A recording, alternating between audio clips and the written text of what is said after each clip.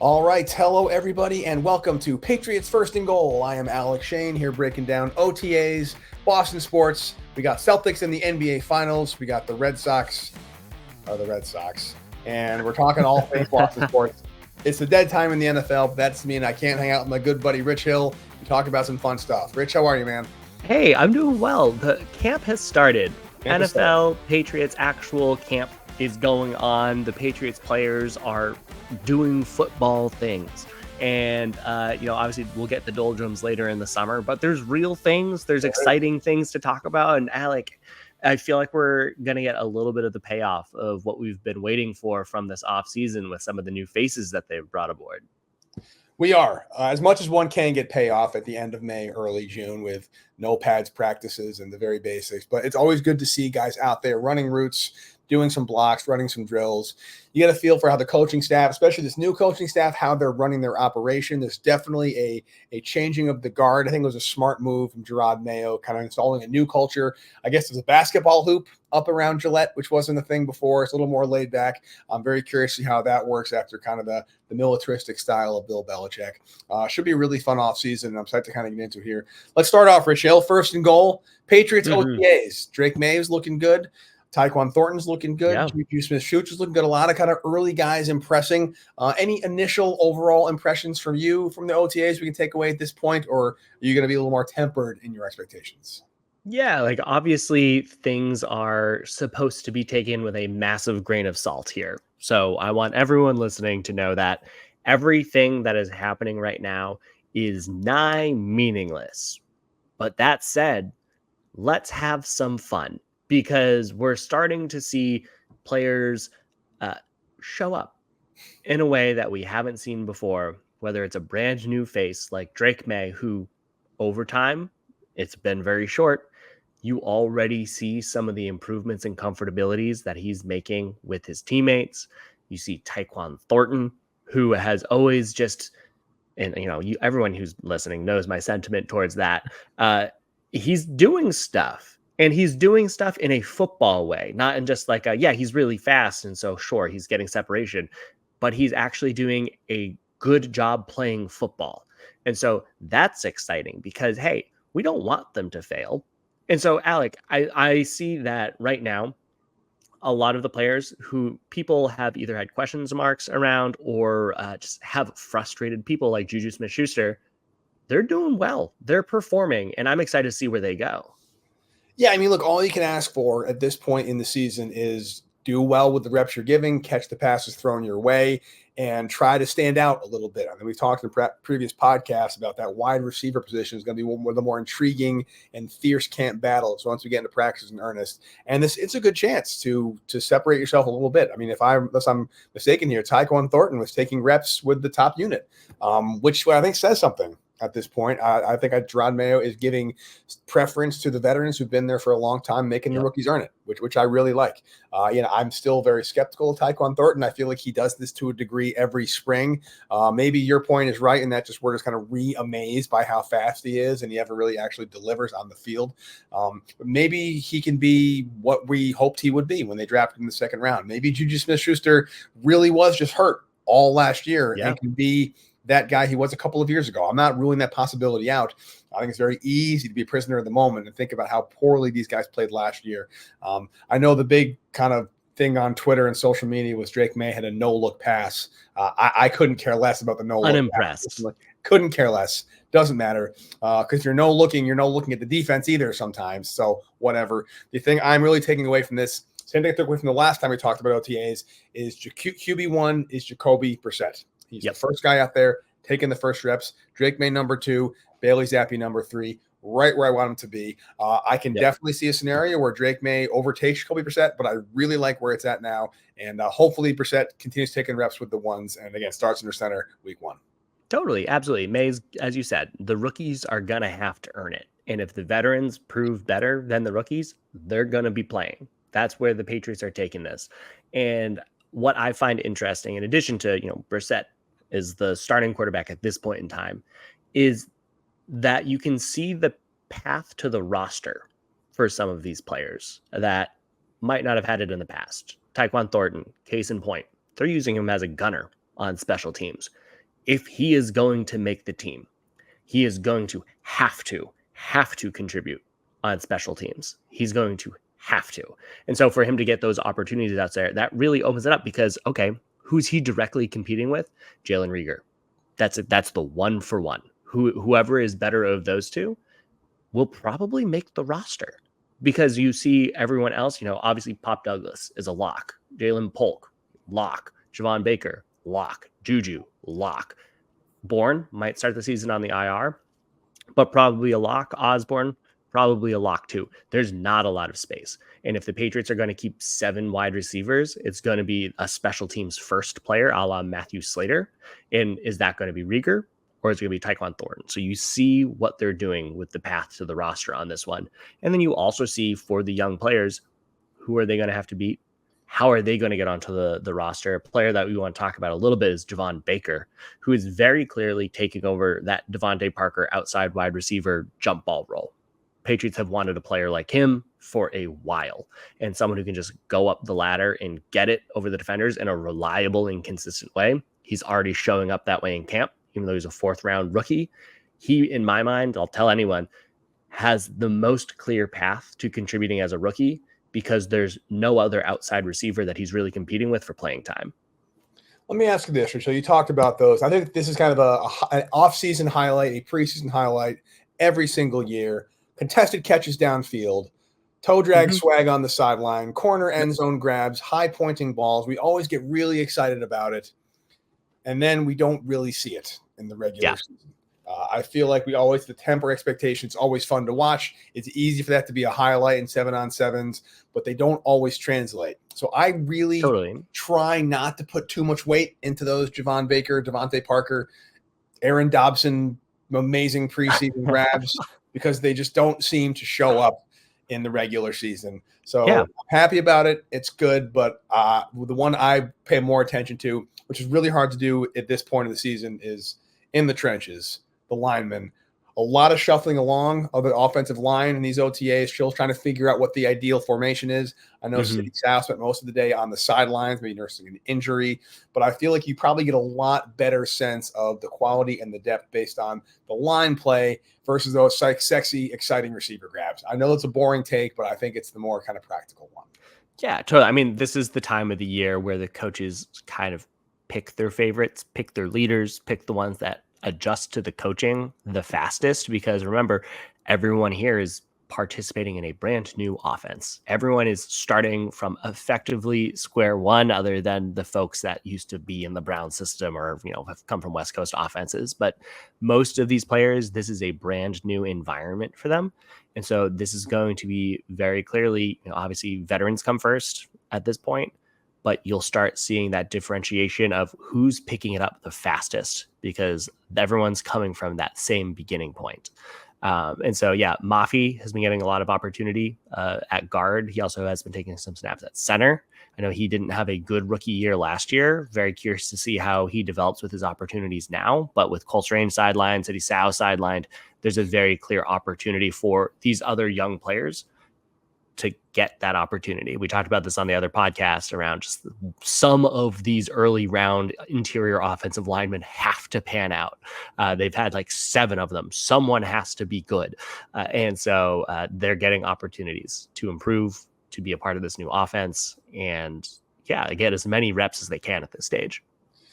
It's going to be winding down, but it's good to see. Again, early chemistry. I feel like maybe I'm being a little bit kind of revisionist history here, Rich, but I feel like last year around this time, we were breaking down OTAs, and there was just something a little off about the Patriots that we completely dismissed because, of course, it's off. It's May, new chemistry, kind of a crappy year in 2022, resetting things in 2023. Don't worry about it. They'll figure it out. But there's definitely a marked difference between this year and last year, which gives me some hope for maybe not a completely disastrous 2024 campaign. Totally. I mean, I feel like you go back and you look at the reports, and it was not that different from with Matt Patricia leading it. So whether it was Matt Patricia or Bill O'Brien, a lot of the reports were pretty similar that the offense doesn't look cohesive, that the offensive line looks like it's making mistakes, that no wide receiver can do anything at all. And you just saw that practice and period after period.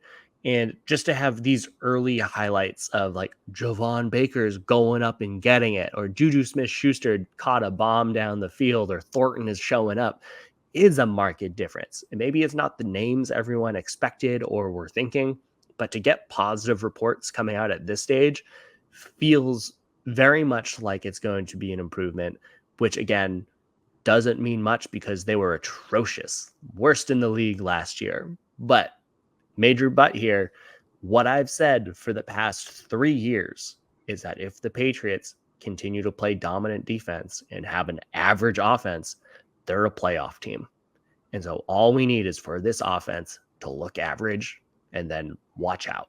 And I could see this offense, if these players are adopting to this brand new offensive scheme better than what they did under the past two, I'm looking forward to where they keep growing.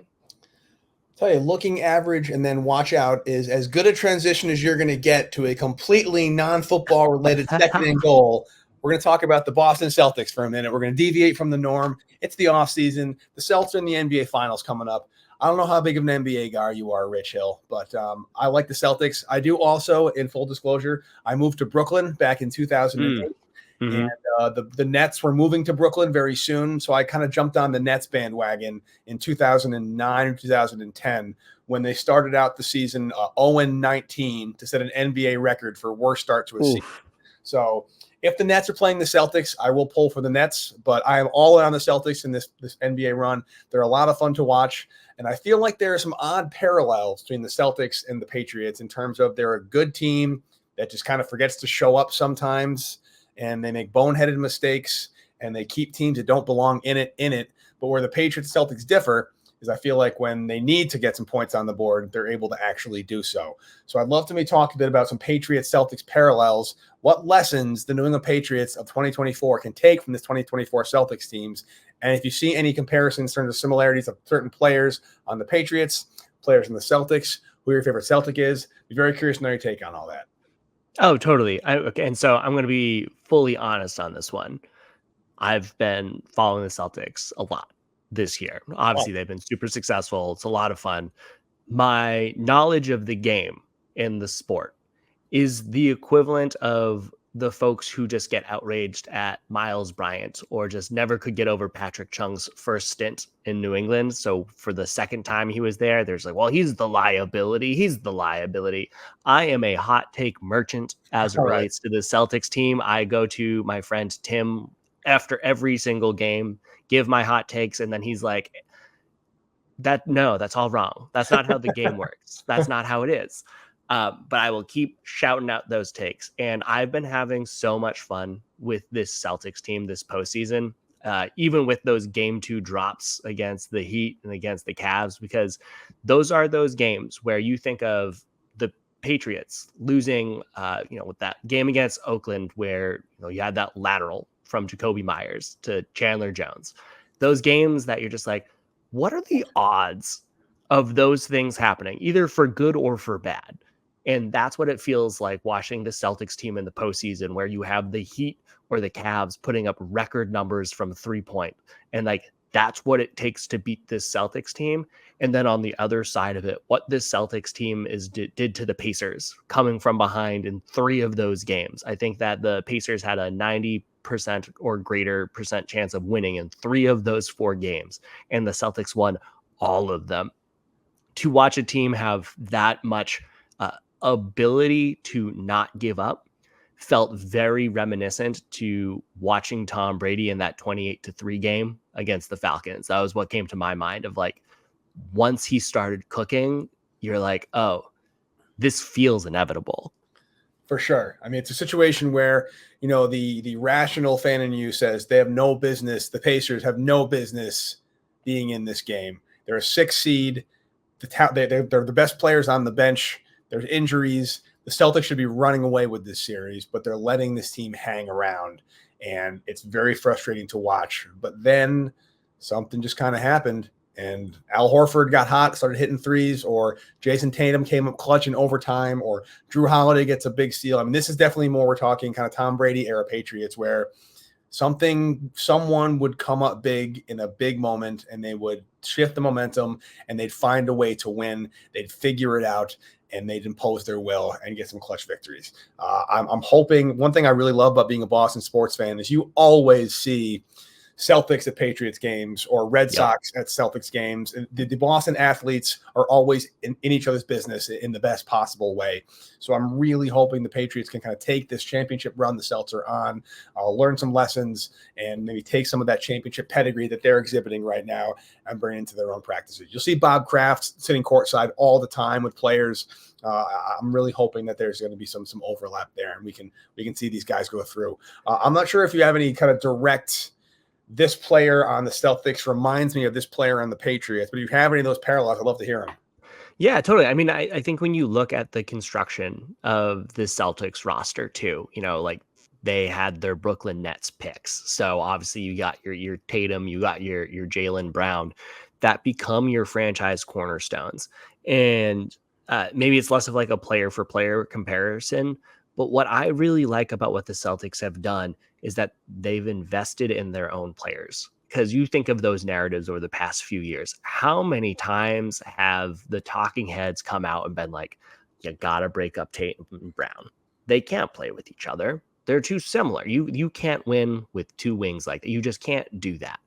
And the Celtics continued to build around them. And they brought in other veterans, or players that had potential, thinking of like the Derek White, Porzingis, like players that had potential. They brought them in, but they kept the core together. And that is something that we've seen Elliott Wolf do this offseason with the Patriots that hasn't happened as much. And that's not to say that Bill Belichick never paid players. That was always a misconception. He had many record-setting contracts that he handed out to players. But what we saw Elliott Wolf do this offseason was say, who are our good contributors over the past few years? Let's pay them and keep them. Let's keep the players that we know work here around, and then we'll bring in some other folks and see if we can improve upon it. And so for me, I don't know if Drake May is the, Jason Tatum of this team, the third overall pick. Could see him be the future of the team. But what I would love to see is for the Patriots to treat Drake May like Tatum in the sense of we are going to build a team around him by adding in players that can support him. We talked about this on other podcasts, how the Chicago Bears gave Caleb Williams 3 top-tier wide receiver options. What the Celtics did, with Brad Stevens did with the Celtics, was give him the exact complementary pieces that he needs in order to succeed. And so what I want to see from the Patriots over the next few years is that they're going to surround Drake May with the same talent or the same level of caliber that we saw the Celtics do to Jason Tatum. It's funny, Rich, how you mentioned the Nets picks and the Nets draft picks that they got in exchange for Paul Pierce and KG back in the day. And I went to a lot of Nets games. I had Nets season tickets when they were in Brooklyn, and they had KG, they had KG, they had Paul Pierce, they had Joe Johnson, they had Darren Williams.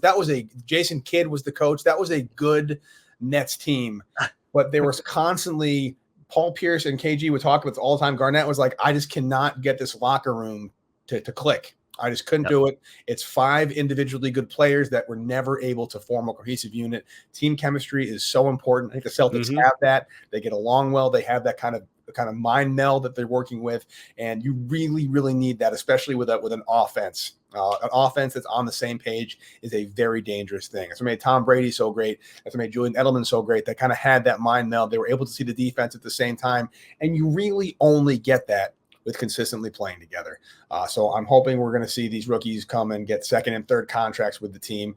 It's pretty wild that, do you know the oldest player in the Patriot is right now? You know the oldest Patriot? Honestly, I don't right now. There's 3 of them. It's a 3-way tie. David Andrews, Jacoby Brissett, and Matthew Judon are all 31 years old. No, I think Joe Cardona, the long snapper, might be 32. So maybe he's the Al Horford of the team, the old guy. But the oldest team is like 31 or 32. It's a very, very young team. So there's plenty of time to build that chemistry. So we'll see what happens. I'm pulling for the Celtics really hard. It's kind of weird. There's a long gap between the conference championships and the finals, but what are you going to do? It's a weird topic to talk about, Rich Hill, but you got to support Boston sports when they're doing well. Oh, totally. I mean, I love the Al Horford name drop too, because I was thinking like, who is the Al Horford on this team? And like, is it David Andrews? Yeah, Is I think it it like is. it was Matthew Slater It for a was while? definitely, I feel like just definitely. like the heartbeat of this team, who might be living on from reputation a little bit, but then against the Pacers has a couple of those games where you're like, there he Yeah. is. There's our 50-year-old who can drop 3-pointers whenever they want. And to see them at that stage in their career be able to pull it off. The Patriots don't have anyone old enough to be the Al Horford on their team, but if there is one, it's got to be David Andrews, who's surrounded by like a bunch of 22-year-olds, and he's got to make them work and be that tissue that brings them into the future and also just protects the franchise of Drake May. That is in every possible word. He's protecting the franchise of Drake May. It is on him. And maybe, hopefully, what the Celtics have done with Horford is they've let him miss a bunch of threes in the first and second quarter so he can find his shot and starts buckets in the third and fourth. I do not want Drake May taking sacks in the first half of the season while he just gets his stuff together. But we're going to go from the best team in Boston to probably the worst team in Boston in just a second. But first, quick break. Prize Picks is America's #1 fantasy sports app with more than 5 million members. It is the most fun and exciting way to get in on the action while you watch your favorite sports and players. You just pick more or less on 2 or more player stats for a shot to win up 100 times your cash. With Prize Picks, you could turn $10 into $1,000 in a single game watching your favorite sports this summer. You can make a Prize Picks lineup in as little as 60 seconds. You just need to pick more or less on 2 to 6 player stat projections, and you're locked in. Now, if you're looking for promotions, Prize Picks has got you covered every week, from lowering select player stats projections on Tuesdays, which increases your chance of getting a win, to getting your entry fees back if you have a losing lineup on Fridays. The finals mean more on Prize Picks, and so do the star players. You get boosted playoffs on selected basketball stars that you won't find anywhere else. Now, this week on Prize Picks, I'm looking at Jason Tatum, more than 26.5 points. Jaylen Brown, more than 3 threes, which may be aggressive, but I'm running with that. Download that app today and use a code CLNS for a deposit match up to $100. Prize Picks. Pick more, pick less. It's that easy. All right, Rich Hill. 3rd and goal. Celts are in the finals. The Red Sox are not so much in the finals. Again, I don't know how much of a baseball fan you are. Admittedly, I'm a Red Sox fan. I am not a diehard baseball fan. I find it to be a great thing to have on the TV while I'm doing stuff around the house. It's a great day out. I love going to a live game. It's a great way to sit and have some beers outside, talk to a buddy without looking at him. You stare at the field instead. It's beautiful. But I'm not some kind of deep student of the game. I don't know, much about the strategy of the infield shift, and I'm not about to talk ins and outs. But I do know that for the salary cap, the budget that the Red Sox have, they should not be this terrible. And maybe the 2024 Red Sox and the 2023 Patriots had a lot in common. So maybe where we're trying to learn from the Celtics, what are you doing at the Patriots to not become the 2024 Red Sox? Totally. Don't trade away Mookie Betts. Good That's idea. the only thing I can say. If you have an MVP caliber player on your roster, keep him. That's probably a good idea. I mean, look, it's a situation where you look at maybe the best parallels, like the 2018 Patriots winning the Super Bowl, 2019 Patriots tried to run it back. Wheels came off a little bit. Kind of blew it up to start over in 2020, first year post Brady. That feels very much like the 2022 to 2023 Red Sox transition, where you think of who were the best Red Sox players in the late 2010s, and then who has stayed with them moving forward. And it felt very much like they had been continually getting rid of the best players, the players that were performing, maybe bringing in some free agents to do something, but they just didn't do it. But Bogart's gone at that point, or after 2022. Betts was gone at that point. Jackie Bradley gone. A lot of the players that had been performing, or were the heart of whatever lineup was competitive for a stretch, were just gone. And that feels very similar to what the Patriots were doing post Tom Brady, where they brought in a lot of new faces as well. All of them almost across the board underwhelmed. And it's like, I challenge you to look at this Red Sox roster right now and outside of Devers, be like, did I expect you to be contributing like this 2 years ago? Because that's what the Patriots were doing last year. That's what the Patriots were doing last year when you look up and down, you're like, why? Who is this 7th string offensive tackle? Who is Vidarian Lowe? Like, am I saying that right? And I feel like that's the biggest parallel. And to me, what that goes back to is similar to the Celtics. If you have players that you know can contribute in your system, that you know are one of the best players in the league in their role, you keep them and you do not let them go. If you know that your Ted Karras can succeed at your guard position and solidifies the entire line for you, you keep him. You keep him, even if maybe he's not as flashy as someone else. You're not going to let him walk over $500,000. And I think that that's something that you look at the Red Sox where over and over and over again, they don't need to be cost conscious, but they will let players walk over $500,000. And then this is the product that you're left with. And you're left with a bunch of screaming, angry Boston fans wondering what the hell is going on. I will do this, though. I will be a little bit positive and in a Patriots-Red Sox comparison, because, again, there's not really a franchise you want to emulate right now. But I will say, despite all the Red Sox problems, despite their inability to really kind of dominate the way they maybe should, the Yankees are doing very, very well right now. The Sox are hovering. I think maybe as of this podcast, they're 500. They're exactly 500 as of this moment. They're down 2-0 to the Tigers as we speak. But right now they're a 500 team. They are third in the American League East. So despite the dearth of talent, they're still doing enough things right to hang around. And I think hanging around is exactly what the Patriots are looking to do in 2024. No one's expecting them to make a huge run. No one's expecting them to go too crazy. But if they can just hang around, to your point earlier, Rich, about it, the defense can just keep it close and they can just get some points. I think that'll be enough to turn the arrow pointing back in the right direction. So you don't have to be the best team. You don't have to have the best players. But if you can just be there, good things can happen. Totally. I mean, like, these are going to be some of those stats that you throw out there, but who ranks like third in the AL on just like runners left on base? It's the Red Sox. So even though they're like a middling team overall, they're like this close to punching it in. And you think of what is the most similar comparison. How about the Patriots last year losing 3 games when they put up 6 points total across 3 games? It was something completely embarrassing. It's just like that. If you could just somehow get a few of those to convert into runs, if you get a few scores, last year's Patriots team, maybe they're a 7-win team. Maybe if the sky doesn't fall as hard if they are able just to get 2 good drives on this. And so it's one where you got to trust in the process a little bit, but also one where you got to start having some results at some point. That's the thing, especially in a city and a fan base very, very used to sustained success over the last 20 years, especially among the Red Sox and the Patriots. The Patriots and the Red Sox were carrying the Boston sports titles for a while. Now it's on the Celtics and the Bruins to a lesser degree.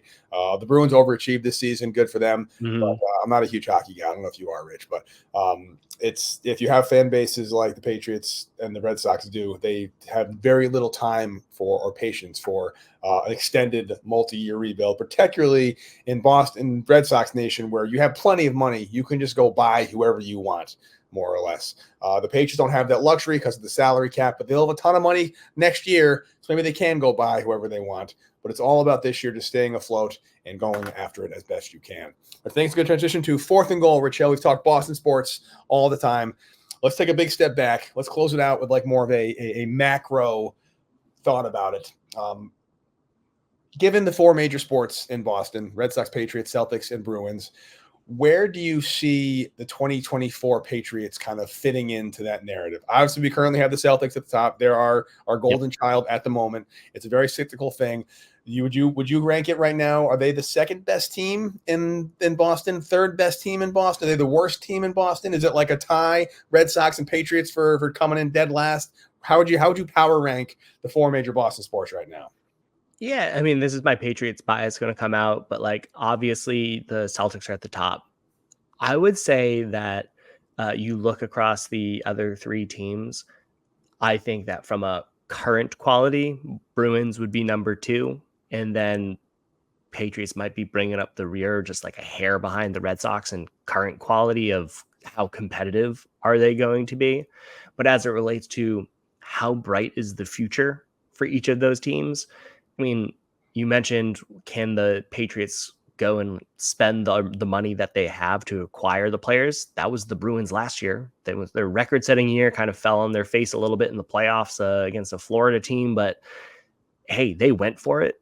That was exciting. Obviously disappointing at the end of it, but hey, sometimes it's worth it for that one run, especially because for the Bruins, it was the last hurrah for a lot of their older players. And so when you see like what is the future for this Bruins team outside of their goalie position, they got some good players, but it doesn't feel as bright of a future as what I would consider for the Patriots, where maybe the names you can identify are similar team to team, but where I think just based off of the expectations, they're at a different point of their curve. Patriots have already bottomed out. I feel like the Bruins are heading towards that descent a little bit. And then you just have the Red Sox in no man's land. So if I had to choose a team to invest in for like who might give me the best next 5 years, it's obviously the Celtics, but then I would choose the Patriots second. Hey everybody, it's Alec Shane here from Patriots First and Goal, and I cannot wait to talk to you about GameTime.co. GameTime is the best place to get tickets easier and faster than ever. The NBA Finals are here, and GameTime's where you want to be to get them. Prices on the GameTime app actually go down the closer it gets to tip-off. Plus, you get all-in pricing, views from your seat, a lowest price guarantee, and killer last-minute deals. GameTime takes all the guesswork out of buying tickets. The Celtics are playing soon, and you can go to the Garden and cheer on Tatum, Brown, and the boys as they look to bring home that coveted ring. Just check out the app, find the event you want, and you're there. I personally love the Customize Your Spot app. I love the option to be able to see exactly where I'm going to sit and how I'm going to get there. I love the zone deals they offer. I can save even more when I choose a section and let GameTime choose the seats within a specific area.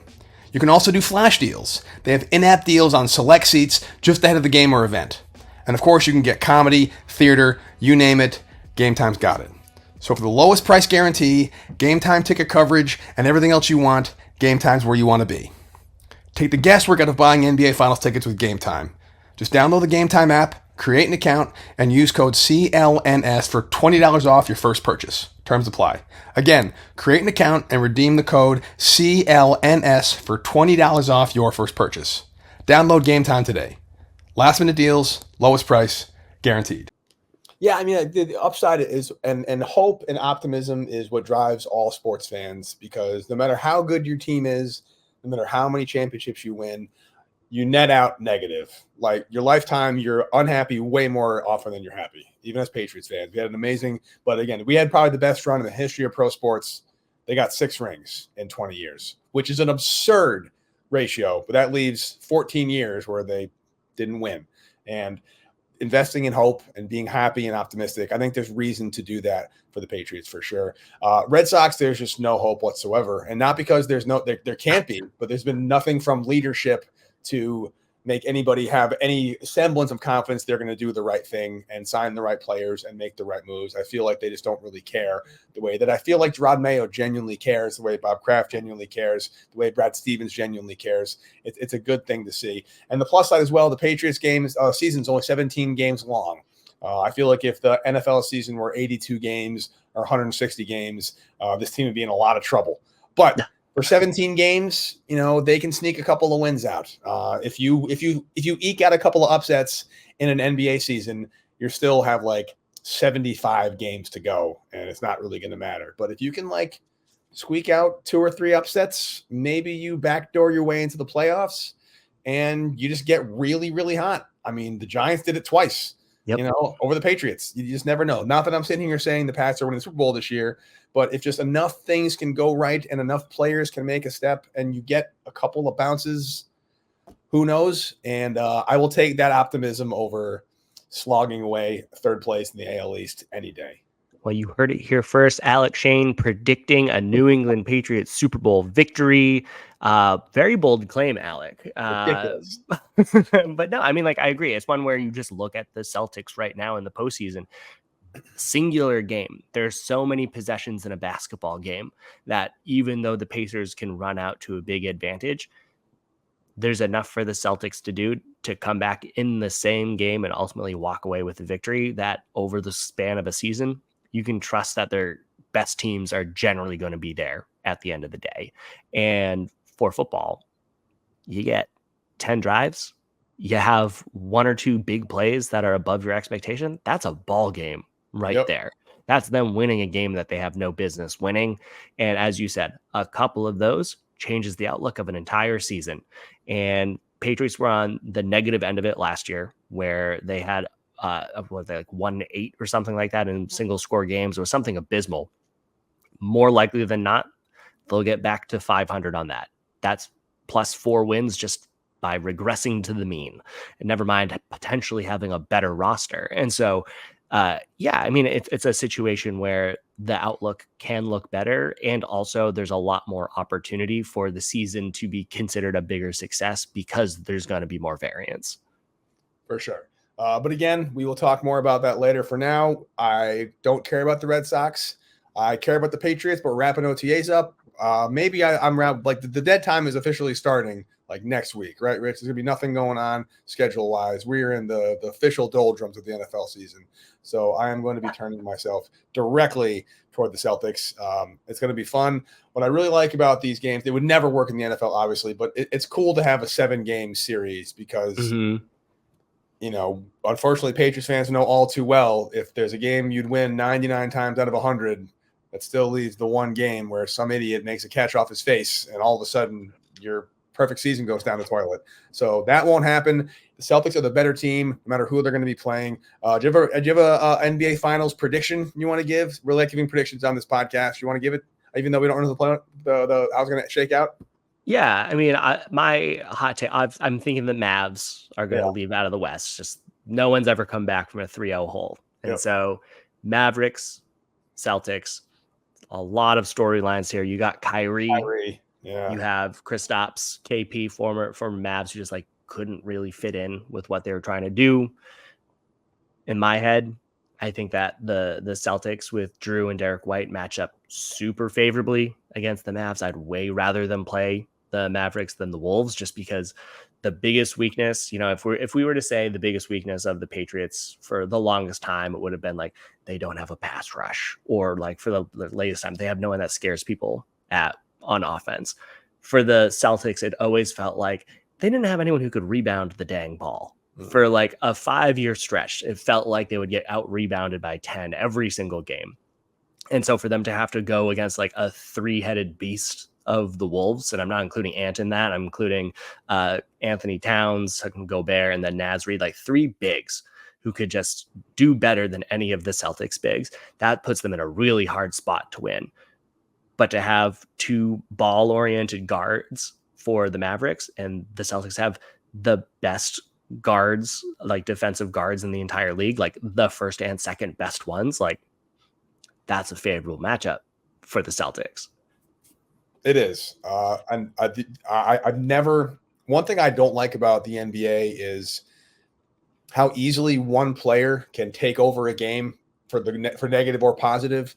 And I've never been a Kyrie guy. As a Nets fan, I didn't like him on the Nets. I didn't like him on the Celtics. I'm not a Kyrie guy. And I can just so see a narrative where he just has a playoff series of a lifetime and just makes everybody here miserable. I agree with you. It's going to be Celtics Mavs. I can't imagine winning, coming back from three games down. I just do not. If the Mavs win, so be it. But if the Mavs win on some Kyrie Irving nonsense, that's going to be a very tough pill to swallow. But I'm going to go Celtics in 6 in this one. I think it's a 6-game series. Celtics should take it. That's my exact same prediction as well. I think they've just been the best team in the league all year. Mavericks have been on a hot streak. They've been playing really good defense. But I think that the Celtics are just a better team. And if KP comes back, hey, they can pull it off. Yeah, this is good enough. Yeah. Awesome. But all it takes is a few lucky deep shots to make it a game. Last thing that I want to say on this podcast before we sign off is an underrated piece of news out of Patriots OTAs is thinking of what are the odds of kicking it or landing it deep. Chad Ryland went 4 of 5 on his field goal attempts with the Patriots in camp. So do we have a kicker? We'll have to wait and see. But if we're talking about high variance of who can decide a season or not, maybe not going like 60% at field goal could really make a big difference as well. You'd think so, because I mean, the number of games that came down to just a couple of points, and when points were at such a premium last year, to finally make it like inside the 30 and just not know if you're going to walk away with any points at all, that was rough for sure. I want to see kicker competition in training camp, but like you said, we'll get to that once they actually get back on the field with the pads on. All right. Well, that's all I have to say on this, Alec. Until next time, you have a good one. See you, buddy.